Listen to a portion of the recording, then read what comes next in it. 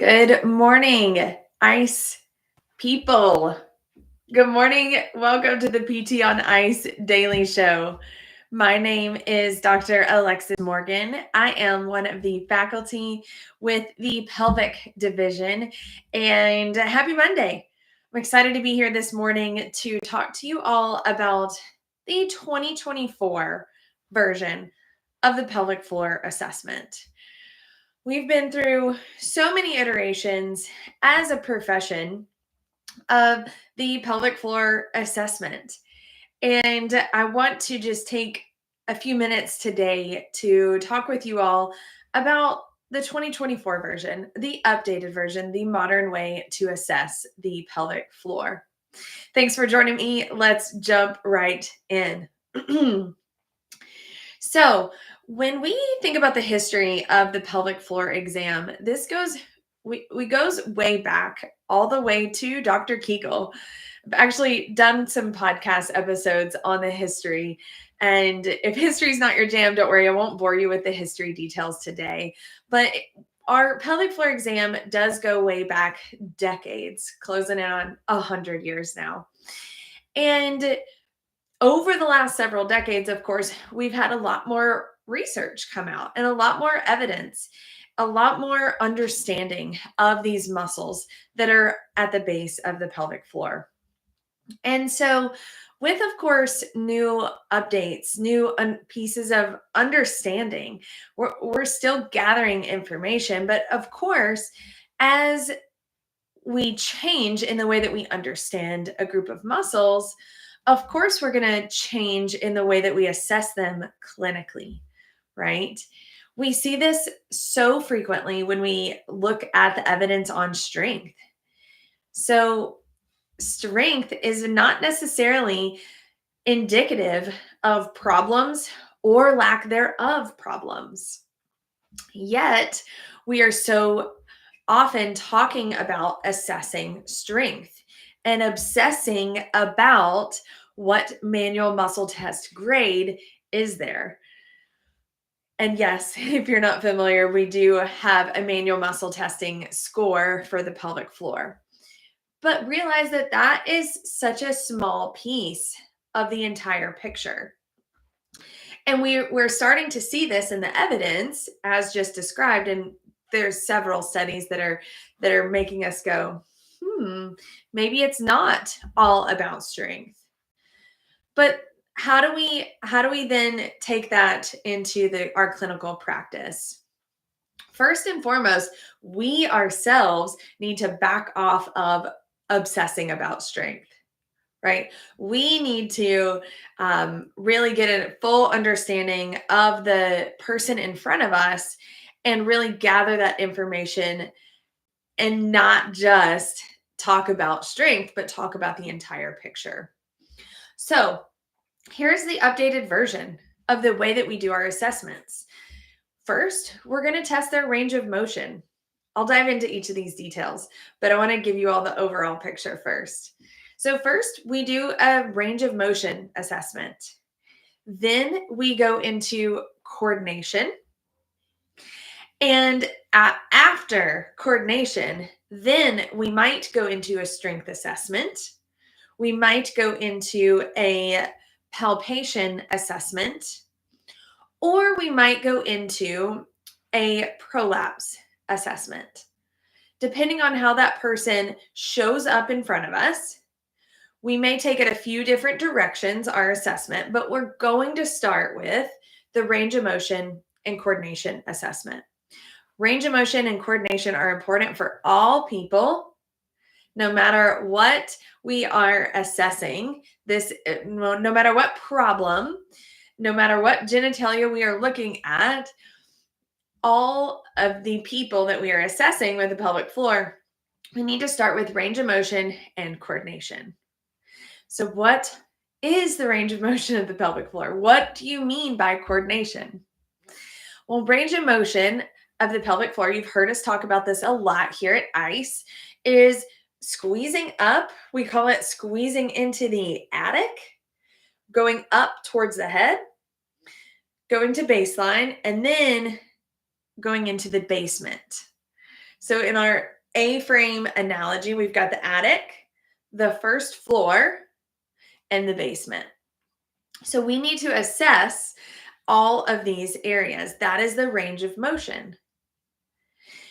There are going to be problems if somebody can't raise it up. There's also going to be problems if they can't push their pelvic floor down. There's problems when the full range of motion does not exist. So we need to A, assess it, and then B, help them find their full range of motion. That's beyond the scope of this podcast. Come to our live course where we talk more about this. But that is range of motion assessment.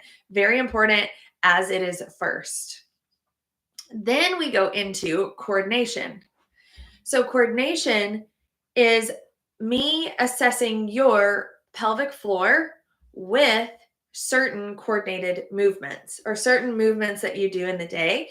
And I'm assessing to see, what does your pelvic floor do? And is it coordinated with the core muscles? How does that function? So we would look at a cough.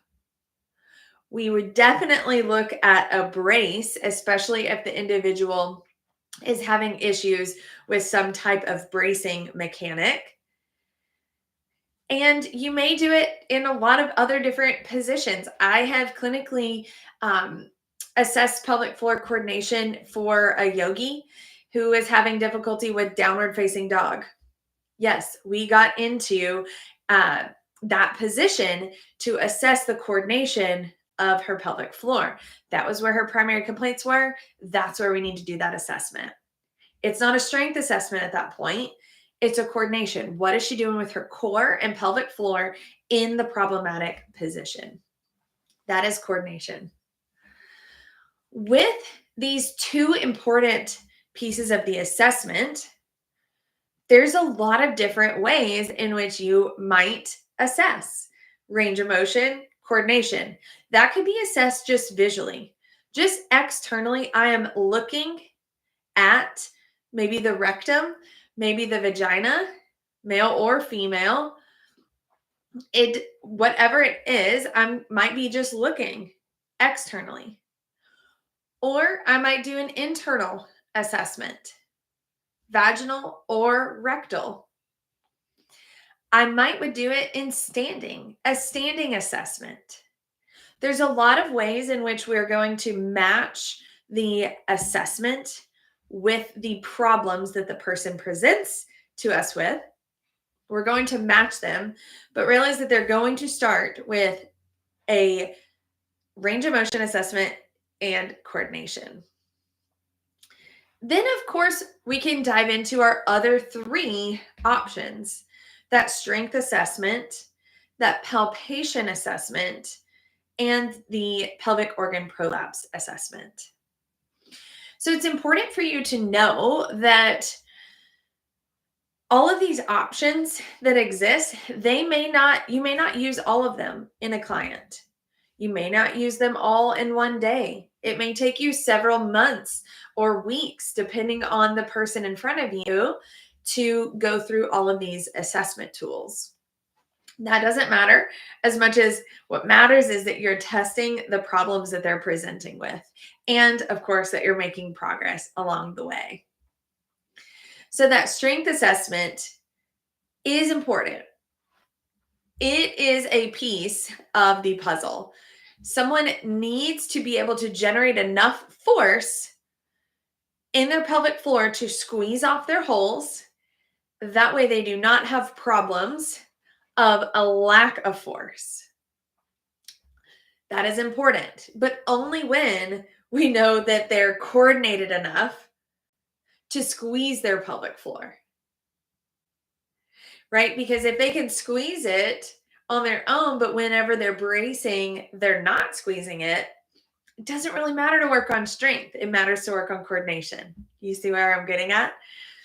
So once they get those first pieces, the range of motion and coordination, then we move on to strength.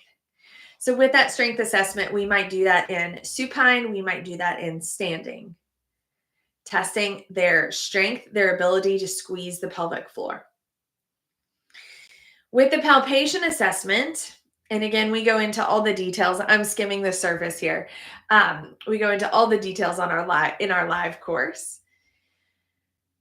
When we are doing a palpation assessment, that is purely to reproduce their pain. You hear us at ICE all the time talking about, and no matter which course you're taking, when we are doing a palpation exam, we are trying to reproduce their main complaint that they're coming in to see us for. So, same is true in the pelvic floor muscles, each of the layers, left side and right side. Does this reproduce their problem? Their problem might be urgency. When I gotta go, pee or poop, I've got to go. Let's see if pressing on some of these muscles causes that urgency. Or round ligament pain or adductor pain, or might even look or sound like what the patient may come in with is sciatica, right?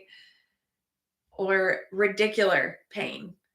All of those could be caused by the pelvic floor muscles, in which you would find in that palpatory exam.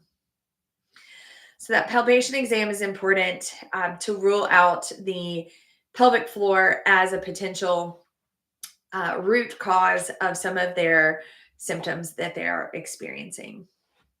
And then lastly is pelvic organ prolapse. So we may not do this pelvic organ prolapse assessment. There's a lot of podcasts where we're talking about our thoughts on POP or prolapse. And I will have to guide you to those. I'm not going to take all of your time talking about that this morning either, but it is a piece of the exam that you might would add in. We might would add in the prolapse exam if the person is coming in with their main complaint saying the word prolapse, saying that I've been diagnosed with prolapse, discussing some concerns about prolapse. Similar to the obsession about the strength scores, we can also see an obsession about a prolapse grade. Something about these numbers gives us this black and white, this very clear picture in our heads, but it's not exactly the full clinical picture. So really, do the pelvic floor assessment. If you need to do the prolapse assessment, absolutely do that. And again, you can do that in supine. You can also do it in standing and apply that to that individual. But just remember that 50% of individuals assessed objectively are going to have some sign of descent, aka some sign of prolapse. So we don't need to be freaked out about it.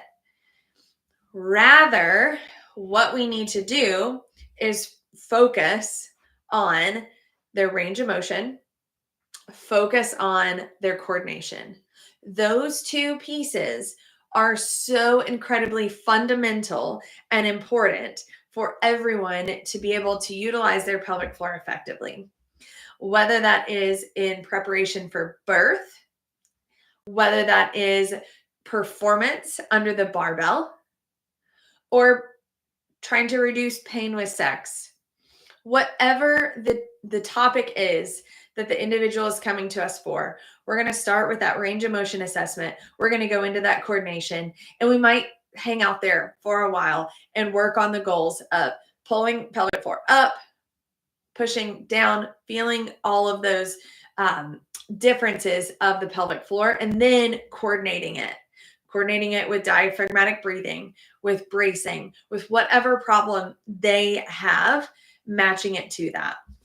That right there, added with it, the three options of the strength, the palpation, and the prolapse assessment, that is the updated version of the pelvic floor assessment. That is what aligns with how we understand, as of today, the pelvic floor function. It matches what we see in the newest literature all the time, which is maybe it's not all about strength. Maybe there's some other aspect. And when you look at these studies, We recognize that individuals are assessing this, but it's not really been discussed about in this way. This is what we're doing. This is how you create change. This is how you have some organization in your assessment. This is how you get the patient on board. You tell them we're going to do range of motion. We're going to do coordination. We're going to see how you do with each of these. This is going to look a lot like this problem that you're experiencing. We're going to match that up and we're going to talk about what optimal is. Really focusing in on what matters to them helps them stay focused. So use this. Let me know what you think. And if you are so excited to see us maybe in Greenville, South Carolina, this coming weekend at the live course, we're excited too. Or we've got several courses coming up in Colorado, in Missouri, in Alaska, in New York. We're all over the place this year. So look for a course that's near you or near somewhere that you would like to travel to. We would love to have you at our course. We also are discussing these topics in a little bit different ways in our online level 1 and our online level 2. Our first cohort of the level 2 is actually sold out. Our second cohort of the season of the year is in August. It will sell out. If you are interested in joining us, you should go ahead and purchase that ticket. We'll be talking about all of these aspects of what we just discussed today in both of those courses. So head on over to ptonice.com. Check us out. We would love to have you join us in the courses. Have a wonderful day, a wonderful week, and let me know what you think about the new way of doing the pelvic floor assessment.